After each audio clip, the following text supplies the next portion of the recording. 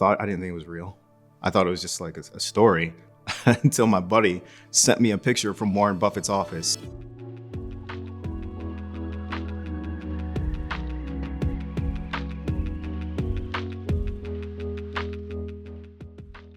So Warren Buffett has this box on his desk called the Too Hard box, right? And this is for companies that people pitch to him, and Buffett makes a decision very quickly that, no, this is just too difficult of an investment. I'm putting this to the side.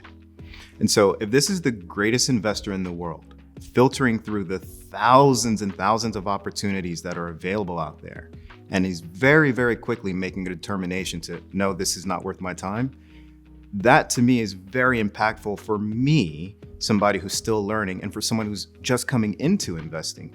Why waste my time researching companies that are going to be too difficult, or I don't know anything about them, anything about the industry? Let's just keep it nice and simple to businesses that I can understand. So if Buffett has a Too Hard box, then we all should have a Too Hard box. So I learned about the Too Hard box initially just from reading up on Buffett, just reading things. But I didn't think it was real. I thought it was just like a story until my buddy sent me a picture from Warren Buffett's office with the Too Hard box on his desk. And it just, this is a real thing. So then this is the greatest investor in the world. He's been doing this for decades, and he's got a wooden box on his desk that says, yeah, Too Hard. And there was stuff in the box.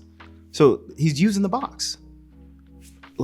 He's using the box. To me, that was huge. And I tell that to my students all the time. If this person who gets companies pitched at him all day long, like people are constantly throwing companies at Buffett. 5 minutes, no. 5 minutes, no. And he throws in the Too Hard box. It's phenomenal to me. That's huge. Phil definitely has Too Hard boxes. And in terms of a Too Hard box, that is an individual investor thing. What is too hard for me may be very easy for Phil, and vice versa. I want you to be looking for whether or not this is simple.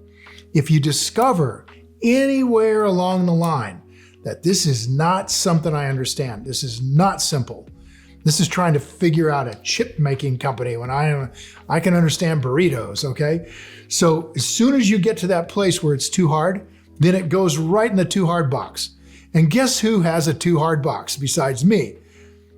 Warren Buffett has a Too Hard box, and it sits right on his desk, and he literally puts stuff in it that's too hard for him. Phil gets companies pitched at him, and he very quickly says, no.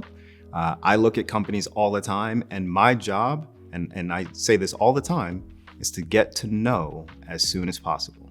I don't want to waste my time looking at something that doesn't belong in my portfolio, doesn't belong in my circle of competence, any of that stuff. So within the first few minutes, I want to get to know. And if I can get to know, I can throw that thing away and move on to the next thing. So the amateur investor, to be able to move confidently through this, is going to have to block out the noise. And they're going to have to focus on those things that are within their circle of competence. If I'm researching restaurant companies, I need to stay right there. I don't need to be following whatever the financial news is telling me about. This is happening today, or this is happening at 10 o'clock. Right now, I need to be deep into understanding this restaurant business, if this business is going to be here for the next 10 or 20 years, and what makes it special. And if I can stay focused on that, then the other stuff doesn't overwhelm me. I'm just going to go deep right here with these things that I need to understand. Your next step to get deeper into these businesses is to get to a transformational investing workshop where we're going to walk you through the process of not only finding these wonderful companies, but now getting one step deeper and one step deeper and then one step deeper, finding the mode, finding the management, figuring out what that business is worth, and then what we want to pay for it.